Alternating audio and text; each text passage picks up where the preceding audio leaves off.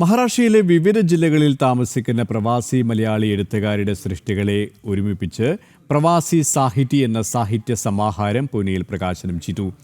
Federation of all India Marunadan Malayali associations Maharashtra സംസ്ഥാന സമിതിയുടെ കീഴിലുള്ള ഫേമ സർഗവേദിയുടെ നേതൃത്വത്തിലാണ് പുസ്തക പ്രകാശന ചടങ്ങ് സംഘടിപ്പിച്ചത്.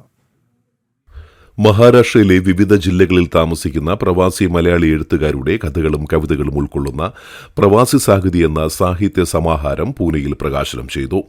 Federation of all India Marunadan Malayali association Maharashtra സംസ്ഥാന സമിതിയുടെ കീഴിലുള്ള സർഗവേദിയുടെ ആഭിമുഖ്യത്തിൽ പൂനെയിലെ ചിഞ്ചുവാഡ് മലയാളി സമാജം ഹാളിൽ നടന്ന ചടങ്ങിലാണ് പുസ്തക പ്രകാശനം നടന്നത്.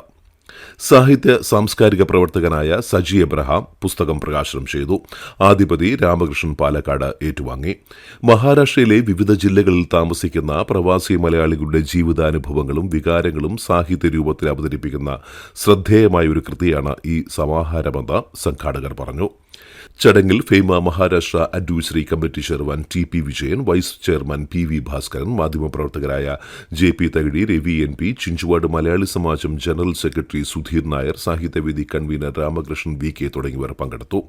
ഫേമ മഹാരാഷ്ട്ര ഭാരവാഹികളും വിവിധ സോണുകളിലെ പ്രതിനിധികളും ചടങ്ങിന് നേതൃത്വം നൽകി.